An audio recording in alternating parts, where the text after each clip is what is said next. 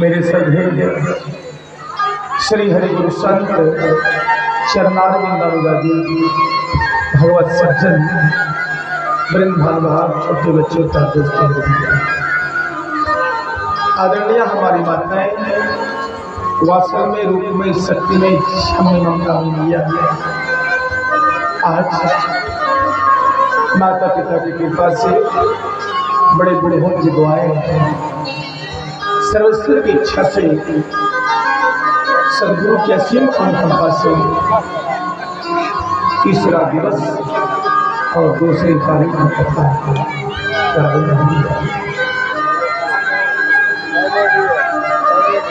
भगवान की कृपा से वर्षा हो गई कहीं और ऐसे लिखा है शास्त्र में कि अगर भगवान प्रसन्न हो जाए तो वो वर्षा देती है। भले आप लोगों को परेशानी हुई जेठियाना वाले को, लेकिन भगवान आपके विचार पर प्रसन्न है, इसलिए कुल वर्षा देकर इसको सही बना दी। एक बार जोरदार खड़ी हो जाए बोलो जेठियाना राम की। और ये मेहनत का फल बहुत मीठा होगा आप लोगों का। हम लोगों ने बड़ी आनंद के साथ कथा श्रवण कर रहे थे श्रीमद् भागवत के महात्म्य की, लेकिन हमारे भागवत महापुराण में थोड़ी सी कथा महाभारत की है। देखो भाई 18 पुराण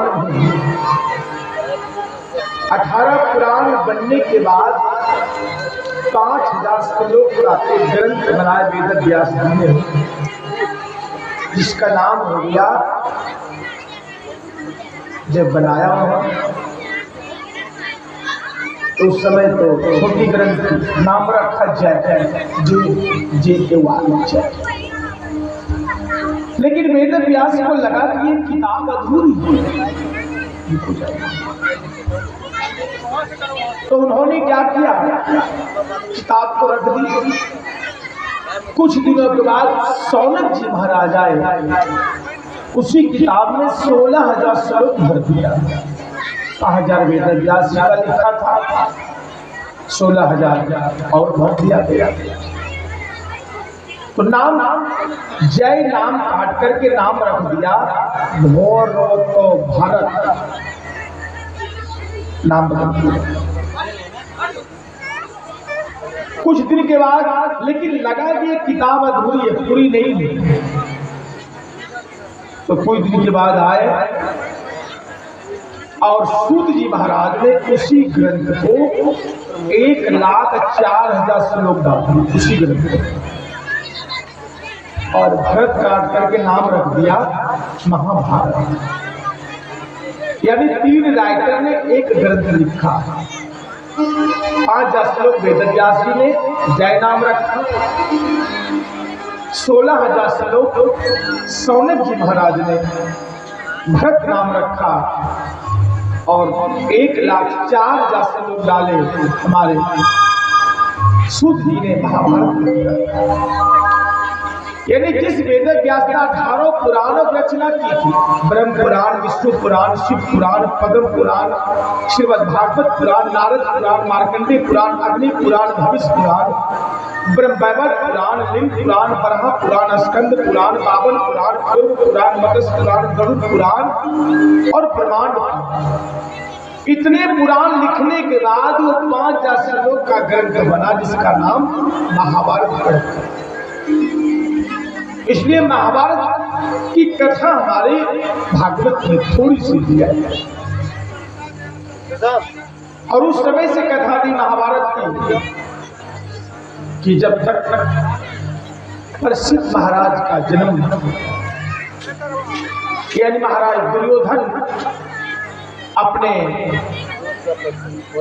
बड़े दुखित है आज, क्योंकि दुर्योधन एक भाई में एक भाई झूठा है। बिना में भाई मर चुका है, क्योंकि जिसमें भगवान कृष्ण ने कहा था अर्जुन और दुर्योधन से कि जो मेरे पास पहले आएगा सुबह प्रातः काल जगने के बाद, उन्हें मैं मुंह मांगा दूंगा। मेरे पास दो चीज है, जो मांगेगा उसी को, लेकिन जो पहले आएगा उसको मांगने का अधिकार होगा। तो दुर्योधन ने क्या किया, आधी रात में कन्हैया जी के पास चले गए। भगवान सोए थे और माथे के निकट जाकर बैठ गए। भगवान का नींद। सुबह हो गई, 4 बजे ब्रह्म मुहूर्त में अर्जुन गए तो भगवान का पांव को छूकर प्रणाम किया। जैसे पांव को छुआ, कन्हैया जी आंखें खुल गई। अर्जुन आगे भाई। दुर्योधन ने बगल से कहा, नहीं पहले तो मैं आया, 4 घंटा पहले मैं आया। भगवान ने कहा कि आप तो पहले आए, लेकिन हमने तो पहले देखा है अर्जुन को, तो पहला मांगने का अधिकार तो अर्जुन को है। दुर्योधन ने कहा नहीं पहले मुझे तो कन्हैया, मैं आया हूं पहले। अर्जुन ने कहा तो भगवान से सरकार उन्हीं को दे दीजिए। भगवान ने कहा मेरे पास 2 चीज है। एक तरफ में 11 छावनी सेना पांडवों के पास है, दुर्योधन के पास है। 7 छावनी सेना कौरव के पास है। हाँ, 7 पांडव के पास था, 11 कौरव के पास। लेकिन भगवान ने कहा मेरे पास 10 करोड़ सेना नारायणी सेना, जिसमें 18,000 मेरे भाई चचेरे मुसेरे जुबेरे मिलाकर 18,000 मेरे भाई हैं। 10 करोड़ 18,000 सेना मेरे पास है एक तरफ, और एक तरफ हम अकेला कन्हैया। दुर्योधन मांगो भैया क्या मांगते, 10 करोड़ 18,000 एक तरफ वो मांगोगे या अकेला कन्हैया को मांगोगे? दुर्योधन ने कहा अकेला एक वाला क्या करेगा, क्या जलाने वाला है, माखन चोरी करने वाला। अगर 10 करोड़ 18,000 सेना दे रही है तो ये अच्छा है। तो 10 करोड़ 18,000 सेना मांग लिया दुर्योधन। तो अर्जुन के पास अब तो केवल कन्हैया जी बचे हैं। तो अर्जुन ने कहा सरकार बस आप ही मेरा रहिए। दुर्योधन हंसने लगे और कहा हार तेरी निश्चित है दुर्योधन, हार तेरी निश्चित है। अब हर पल रहेगा तू उदास। और माखन दुर्योधन ले गया और छाछ बची है तेरे पास, माखन कन्हैया। तो माखन के तरह हुआ, ज्यादा मोल माखन का, तो सेना माखन समझो, छाछ कन्हैया। छाछ मतलब घोल, यानी माखन में ले चला, छाछ बची तेरे पास। यानी मैं 10 करोड़ 18,000 सेना मैं ले चला, तू अकेला कन्हैया बचा, ये छाछ है, घोर है। घमंड से दुर्योधन ने कहा कि हार तेरी निश्चित है, हर पल रहेगा तू उदास। और माखन दुर्योधन ले चला, छाछ बची तेरे पास। अर्जुन ने कहा भैया मेरी भी सुन, जीत निश्चित मेरी है, दास नहीं रहेगा उदास। बोला क्यों रहूंगा, जीत मेरी निश्चित है, दास नहीं रहेगा उदास। अरे माखन क्या, माखन का मैं क्या करूं जब माखन चोर है मेरे पास। बोले जय जय। माखन चुराने वाला है तो जब जाऊंगा माखन हो जाए। अरे भगवान एक तुम हो, विपदा मिटाने वाले। भगवान एक तुम हो, विपदा मिटाने वाले। भगवान एक तुम हो, विपदा तुम हो विपदा मिटाने वाले। भगवान एक तुम हो विपदा मिटाने वाले। भगवान एक तुम हो विपदा मिटाने वाले। भाई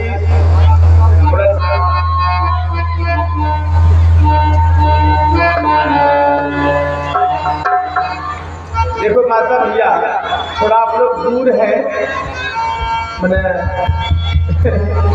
समय के कारण तो दूरे में जाइए। हाँ। अरे भगवान एक तुम हो विपदा मिटाने वाले। भगवान एक तुम हो विपदा मिटाने वाले। ओ भगवान एक तुम हो विपदा मिटाने वाले। भगवान एक तुम हो विपदा मिटाने वाले। अरे दूजा कोई नहीं है मुक्ति दिलाने वाला। दूजा कोई नहीं है मुक्ति दिलाने वाला। दूजा कोई नहीं है, दूजा कोई नहीं है मुक्ति दिलाने वाले।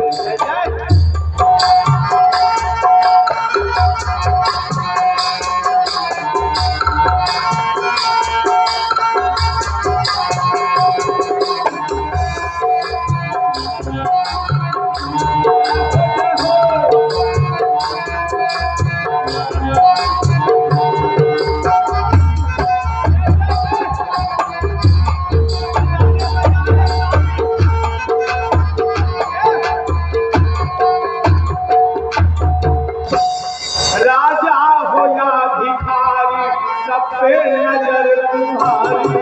राजा हो या भिखारी सब पे नजर तुम्हारी।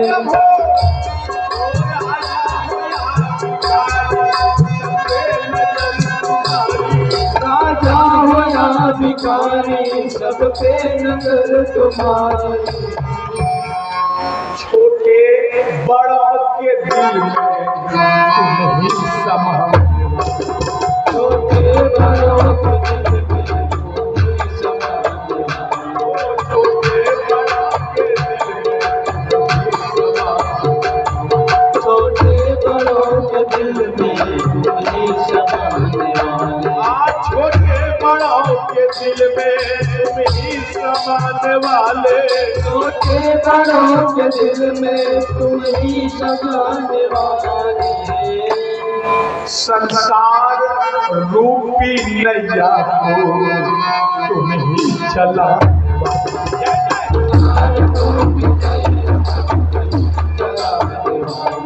भगवान एक भगवान एक तुम हो विपदा मिटाने वाले। भगवान एक तुम हो विपदा मिटाने वाले। भगवान एक तुम हो विपदा मिटाने वाले। मझधार में फंसे हैं तुम ही बचा।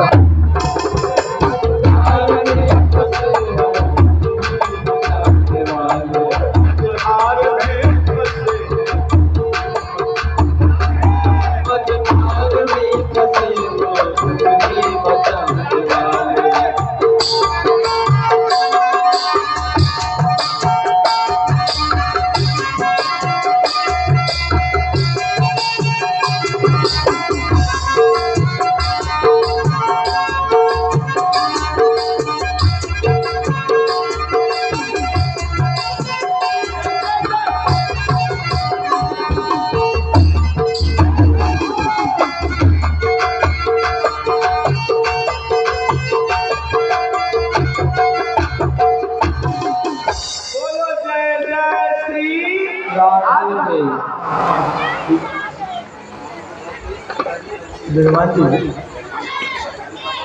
इसमें से ऐसे ऐसे हाँ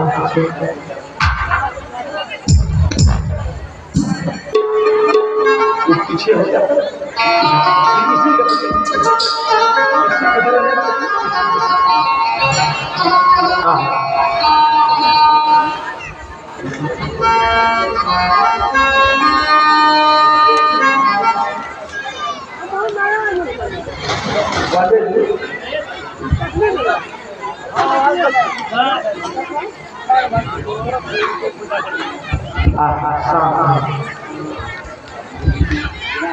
तो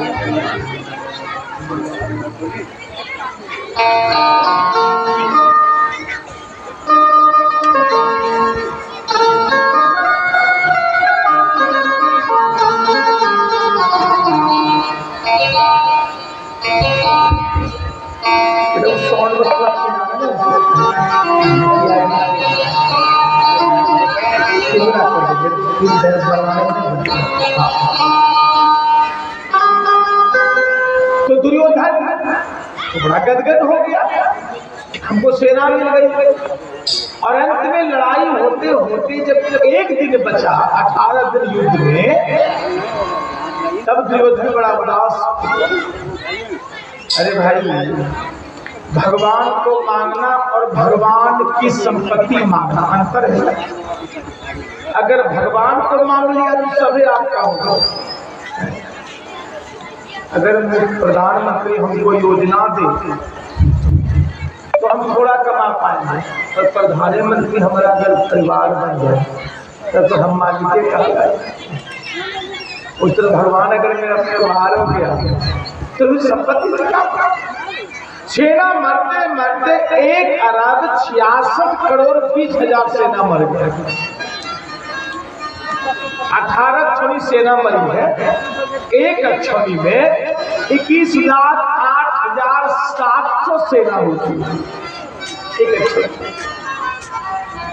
और मरते मरते तीर से, भाला से, पर्ची से, तलवार से, छुरा से, चाकू से, कटार से, गदा से, प्रहार से, चोट से, मुक्का से, मुष्टिका से, घुसा से, इस तरह करते करते 1 अरब 66 करोड़ 20 हजार सेना मर गए।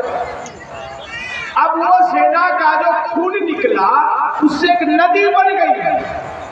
जो तैरने नहीं जानता था तो 24,165 सेना खून की नदी में डूब कर मर। तो ये 17 दिन, अब एक दिन बचा है। दुर्योधन 100 भाई में 99 भाई मर गए। कहता था ना अकेला ग्वाला क्या करेगा, देखो भैया पता चल गया। जो भगवान से नफरत करेगा, जो भगवान को नहीं चाहेगा, उसको यही गति होगी। भगवान को नहीं चाहना, सेना को चाहना, गति होगी। याद रखना मां, इस कथा से यही ज्ञान मिलता है कि हर सुख दुख में भगवान को ही मानना चाहिए। जीवन में धर्म से दूर ना होना चाहिए। अगर हमें कष्ट हो रहा है तो सोचना मने मन कि हमने पिछले जन्म में कोई गलती की होगी, सजा भुगत रहे। लेकिन ये मत सोचना कि हम इस कष्ट में भगवान को त्याग देंगे तो सजा का समय बढ़ जाएगा। अगर 1 साल में खत्म होने वाला था 10 साल चला जाएगा। तो दुख में भी भगवान को मानना, सुख में भी मानना, दोनों अब हमें परमात्मा को भूलना नहीं चाहिए। मानव को आज दुर्योधन ने भगवान को भूल गए और पहलवान को ले लिया, बलवान सेना को लिया, नाश हो। तो गंधारी बड़ी उदास है और गंधारी ने दुर्योधन को बुलाया, बेटा अम्मा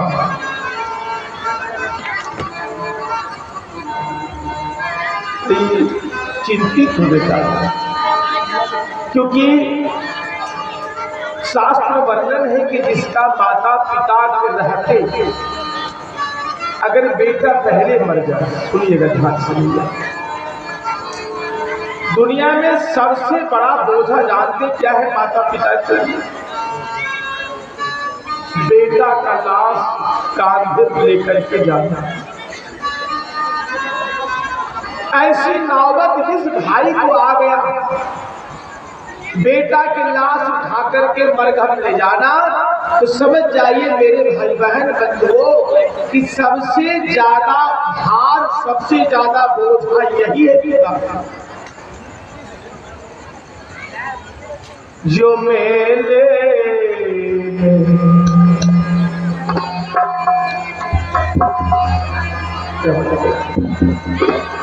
जो मेले में घूमना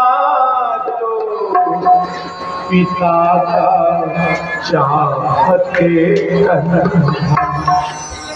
हम लोग मेला घूमने जाते हैं, छोटा बच्चा जिस समय थे, भीड़ में नहीं दिखती थी दुर्गा माँ की मूर्ति, तो पिताजी हम लोग क्या करते थे, कान्हा दिखाते।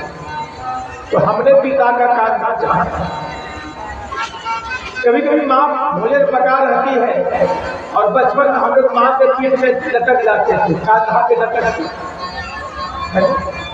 जो खुशियों में झूमना तो माता का चाहते कन्हा, लेकिन माता पिता क्या चाहते हैं? वही अंतिम विदाई पर पिता बेटा का चाहते कन्हा, बेटा का चाहते कन्हा, वही अंतिम विदाई पर बेटा का चाहते कन्हा, बेटा का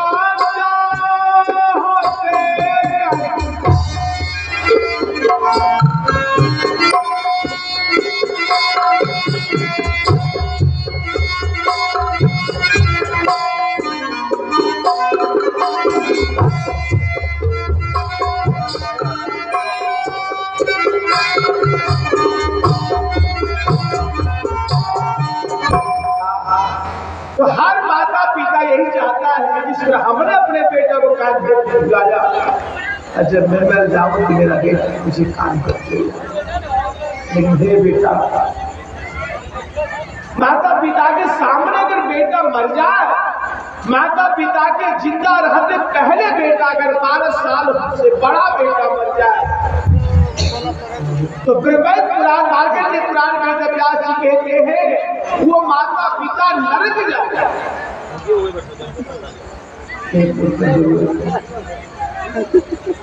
इसलिए अगर बेटा 100 बेटा 99 बेटा मर चुका तो भी मर जाएगा, तो मैं माता पिता नरक चल जाऊंगी बेटा, इसलिए मैं चाहती हूँ कि तू जिंदा रह जाए। पहले तो सोचा नहीं और करता रहा गलत काम,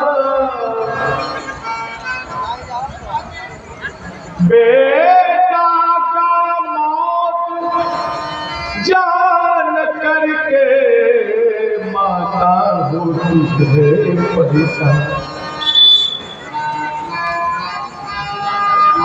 पहले तो माता ने कभी नहीं सोची कि मेरा बेटा गलती करे।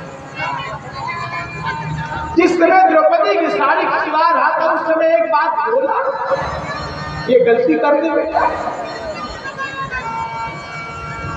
जिस समय जुआ में बेईमानी की एक बात बोला, उस समय नहीं बोला और आज बोलने से क्या फायदा हुआ। जिस समय बेटा गलती करे बचपन में, उस समय अगर आपका बेटा गलती करता, अगर आपने उस समय 2 चमेटा ना मारा ना, तो हजारों चमेटा दूसरे का खाएगा। अगर अपने बेटा को डांट फटकार नहीं किया ना, तो हजारों डांट फटकार दूसरे का खाएगा। वो बेटा गलत रास्ता पकड़ लेता। हर माता पिता को चाहिए हम बचपन में बेटा को देखो भाई, बेटा होने से खुश मत हो जाए। कहावत है कि जीतो तीनों लोक से और हारो अपनी कोख से। अगर कोख वाला बेटा विचारवान नहीं बनेगा तो हार जाइए। इसलिए जिसको बेटा नहीं है ना, उसको 100 गुना भूख बेटा ही नहीं है। और जिसको बेटा होकर 5 साल में मर जाता है, उसको 1000 गुना दुख है कि बेटा हुआ मर गया। और जिसको बेटा होकर के बिगड़ जाए, गुंडा बन जाए, बदमाश बन जाए, उसको लाख गुना दुख। ये अपने माता पिता का सर समाज में झुका दे बेटा, वो बेटा रखने से कोई फायदा नहीं। जिस समय दुर्योधन गलती करता था, न धृतराष्ट्र ने एक बात कहा और न मैया ने एक बात कही, और आज सोचती है माँ मेरा बेटा बचेगा। इस समय सुधरने का, पर समय सुधरा नहीं, अब तुरंत होने का समय। एक आदमी पूजा करने मंदिर गया, एक रुपया का अगरबत्ती लिया, दूजा का प्रसाद लिया, चढ़ा दिया और कहा माँ हे भगवती दुर्गा, हमने 1 रुपया का अगरबत्ती 5 टका का प्रसाद चढ़ाया, हमको 5 करोड़ दीजिए।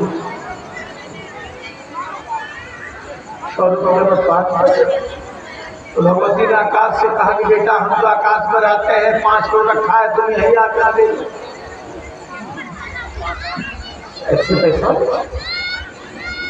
याद रखना माता, इसलिए जीवन में जिसमें बच्चा गलती करे उसमें बच्चा को सुधारने का कोशिश करना। आज दुर्योधन की माँ बड़ी उदास है, बेटा हाँ माँ, तो देखो लल्ला, एक बात आज तक में किसी को नहीं बताई, लेकिन तुम ही बता, छुपा के रखना चाहिए। क्या कहा बेटा, जिस समय तेरे पिता से मेरी शादी हुई ना, तेरे पिता तो अंधे हैं, तो जैसे तेरे पिता को मैंने अंधा रूप में देखा, उसी समय मैंने सोचा कि मेरे पति जब दुनिया में कुछ नहीं देख पाएगी तो मैं क्यों देख पाएगा, तो मैं क्यों देखूंगी। उसी समय एक काली पट्टी बनाकर और आंखों में लगा, मैं भी अंधी ही रूप में रहूंगी। पट्टी बनाकर लगा ली आंख, तो तेरे दादा जो विश्व सामने जैसे हमें देखा करती थी, मैं तो मने मन सोच रहा था कि मेरा बेटा अगर दुनिया नहीं देख पाता है तो मेरा कम से कम बहुरानी के चलते मेरा बेटा दुनिया तो देख लेगा। दुनिया किस रंग है, कैसे रूप रेखा का है, मेरी बहू बताएगी, मेरे बेटा को अनुभव होगा कुछ जरूर। लेकिन तू भी आंखों पट्टी लगा ली बेटी, जा मैं वरदान देता हूं तुम्हें, जिस दिन आंखों पट्टी हटाओगी और जिसके शरीर को जहां तक अंग देख लोगी बेटी, तेरी आंखों शक्ति निकलेगी, और ऐसी शक्ति निकलेगी शरीर में, जब शक्ति समा जाएगी तो कोई हथियार का उस पर प्रभाव नहीं पड़ेगा। यहां तक इंद्र का बल भी चल जाए तो कुछ नहीं उखड़ेगा, कुछ नहीं बिगड़ेगा, एक रोग तक नहीं बिगड़ेगा, जहां तक तेरी आंखों शक्ति जाएगी। दुर्योधन,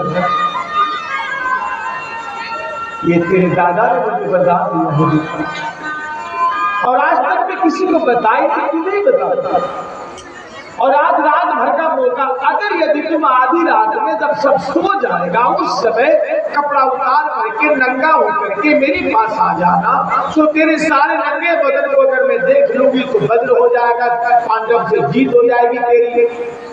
अगर तू जिंदा रहेगा तो मैं नरक में नहीं जाऊंगा, एक तीर में 2 शिकार हो जाएगा। ठीक है आ जाओ। बुझी को रा कहते हैं, जली को आ कहते हैं, और तुम्हें बचाने वाले मैया का दिमाग, देखो दिमाग। लेकिन माँ चाहे लाख करो चतुराई, कर्म का लेख निशान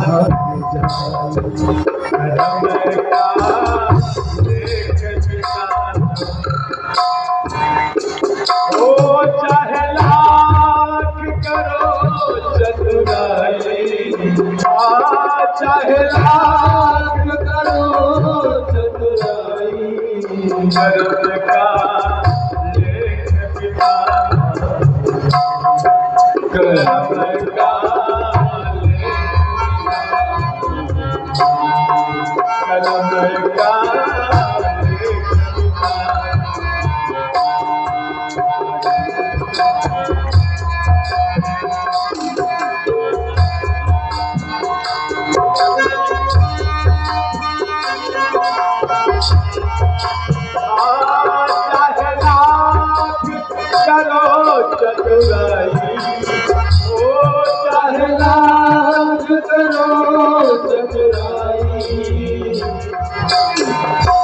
अरे कर्म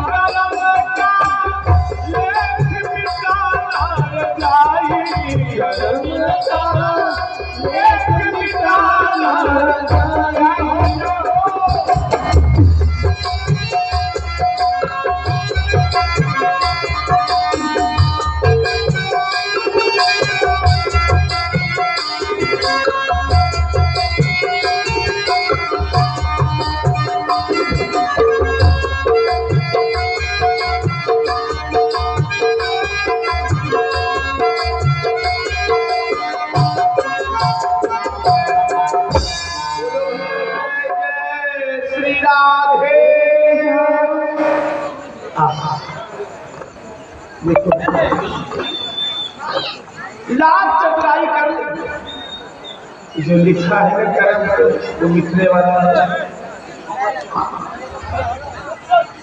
नहीं। एक बार हम लोग जानते हैं जब हम लोगों का जन्म होता यानी जब माँ के कोख में रहता पूरा तो हमारा ग्रंथ कहते हैं कि 5 चीज उसी समय कोख में हम लोगों को भर देते हैं। 5 चीज में क्या क्या?